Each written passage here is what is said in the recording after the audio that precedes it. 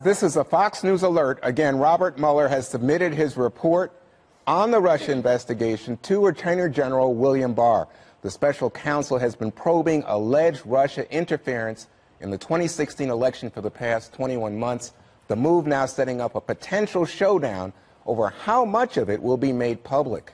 Barr has indicated he's likely to send his own summary of the findings to Congress rather than Mueller's actual report, while Democrats have threatened to subpoena Mueller to testify publicly about what he found. Mueller's team has either indicted, convicted, or gotten guilty pleas from 34 people and 3 companies, including 6 former Trump advisors and or associates. Dana, we just don't know who's been indicted, who's been exonerated, but the president, in talking with Maria Bartiromo this morning, says people won't stand for it if it indicates that there was some wrongdoing, because he continues to say it was a witch hunt. Okay, so I just want to take a little step back and remember that, yes, of course, the media covers the angle like, okay, so was there Trump collusion, Trump involvement, and that has been with the media, and frankly, we have all been talking about. But remember, the genesis of this report wasn't about any bad dealings on behalf of the Trumps.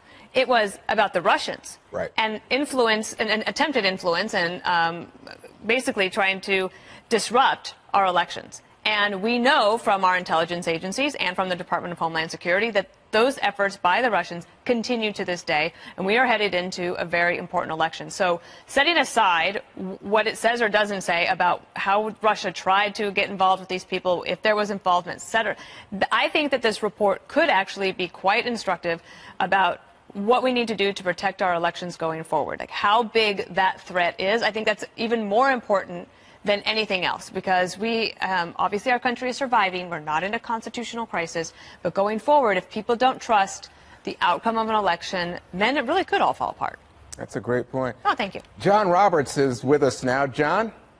Good afternoon to you, Juan. We're expecting very shortly a statement from the president's outside attorneys, Jay Sekulow and Rudy Giuliani. I should have it momentarily on my phone. We'll let you know as soon as I get it.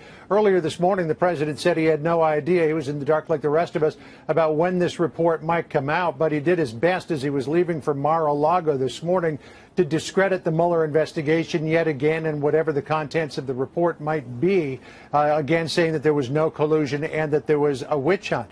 Now, we do not know exactly what the process is going to be from here on. We do know that the special counsel's office has delivered this, as it has to by statute, to the Attorney General. The Attorney General will now review it and decide what will be sent to Congress, if anything will be sent to Congress, and what might be made public, if anything will be made public. Barr said during his confirmation hearings that he would do his best to make as much of the report public as he possibly could. There's also a potential here for the White House to get involved.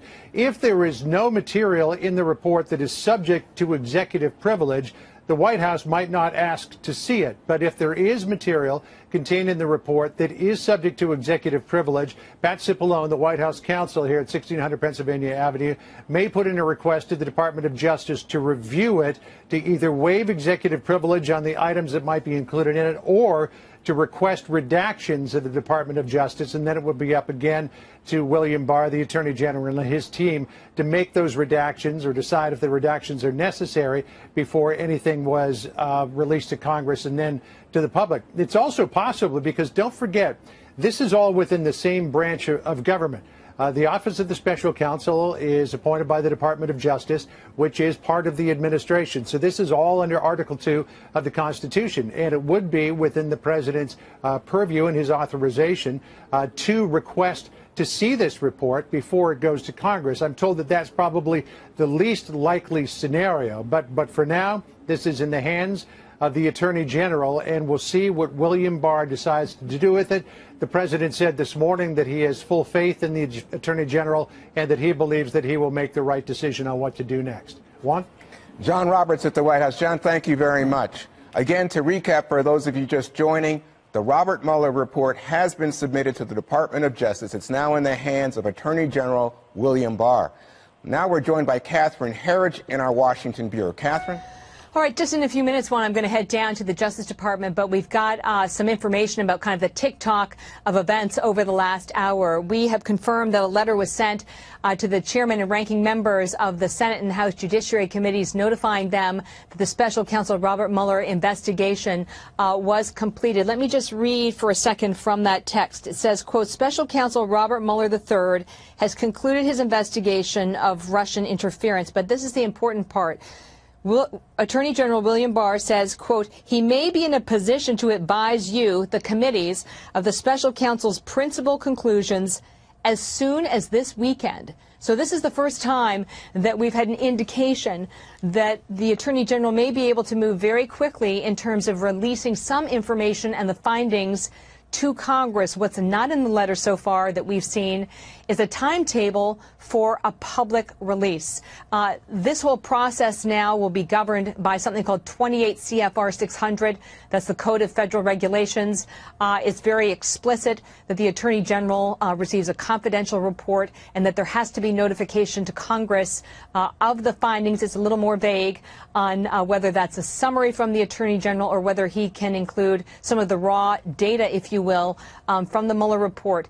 The other thing that's often neglected in this discussion, which is stipulated in the regulations, is that there is a requirement by the Justice Department to notify Congress of any actions that Special Counsel Robert Mueller wanted to take but was blocked from taking by the Attorney General or an acting Attorney General. So that's the other thing to really watch. So again, to recap, things have moved very quickly in the last hour. My contact said they were notified of a short notice meeting on Capitol Hill, Republicans and Democrats on the House Judiciary Committee, that it would involve the Justice Department. And now we have confirmation of a letter to the ranking members and the chairman on those committees that the Mueller report is now complete. Juan. Catherine, stay with us. Dana has a question. Catherine, Sure. I did have a question. It might just be a little bit of a timing thing, because when you said that it's possible that the Attorney General could, as soon as this weekend, release something, a couple of weeks ago, there were rumors that this report had been delivered to the Attorney General.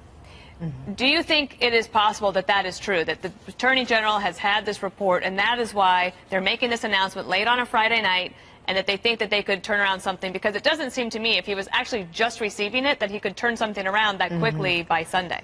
Well, if you look at the regulations, it's very specific about what has to be provided to Congress. It has to provide a cataloging, if you will, of the prosecutions that were brought, and also what they call declinations. So these are decisions not to proceed with criminal prosecutions because they feel they don't have sufficient evidence to do so. That is not a lengthy document that goes into the underlying evidence. And the reason I mention that is that the Deputy Attorney General Rod Rosenstein was very clear in a letter to Senator Grassley, the former head of the Senate Judiciary Committee, when he said, in effect, that he didn't want to repeat the same mistakes that were made in 2016, that it's not the department's position to release information that is damaging to individuals who are never prosecuted for any crimes in the future. And that was a reference, and it's cited in the letter, to the former FBI Director James Comey and his decision to publicly discuss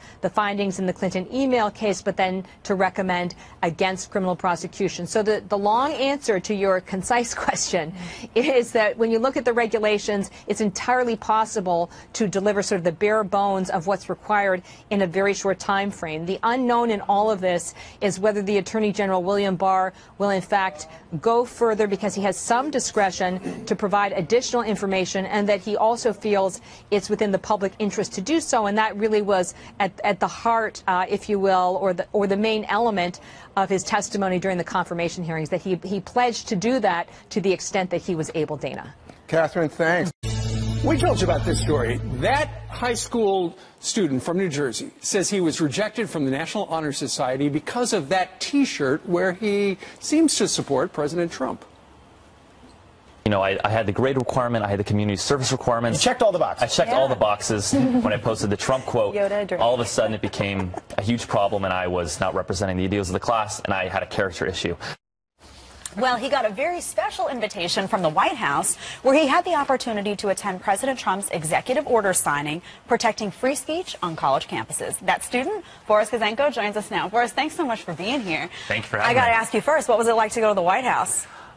It was something really special. You know, you think of the White House as something, you know, really cool, but when you actually go inside, it's a whole other world. Was it important for you to be here for this particular event of signing this executive order to protect free speech on campuses, given what you've just lived through? I think so. So this president, he just mandated free speech on college campuses, and I think that's a good start. But I think the next step moving forward is we need to extend that to high schools and middle schools, right? Because the idea is to stop leftist indoctrination. But that really starts on day one in the high schools and middle schools. Boris, it seems like you were so unfairly targeted. As we saw in that little clip, you certainly meet the requirements to be in the National Honor Society. You got the community service, you've got the good grades, you got a 4.0. Congratulations. Thank you. And yet it was a little group of teachers and educators at your school who said you had a character issue because you support the president, you have that T-shirt, you've posted some things for the president. How dare you? You know, they're going, how could he possibly do that? And so they said, you don't get to be in the National Honor Society. Right. Well, I mean, this happens all the time in schools, and after I was on Fox the first time, all these students reached out to me telling me similar stories. You know, my teacher gave me a bad grade on this assignment for supporting Trump. You know, same thing for writing things that are conservative. And I think teachers need to realize that, you know, they're public servants. They work for the students. They work for the community. And, you know, our taxes are the ones paying their salaries, but yet they act like they can hold our grades over our heads because we write something in support of the president or things we believe. Now, you came on here in February. You alluded to this just a couple of seconds ago. But what would you say when you went back to your school after that? You're saying some students wrote you. Was there any backlash from the administration, or did you feel any pressure as a result of coming on here and telling your story about this bias that was going on?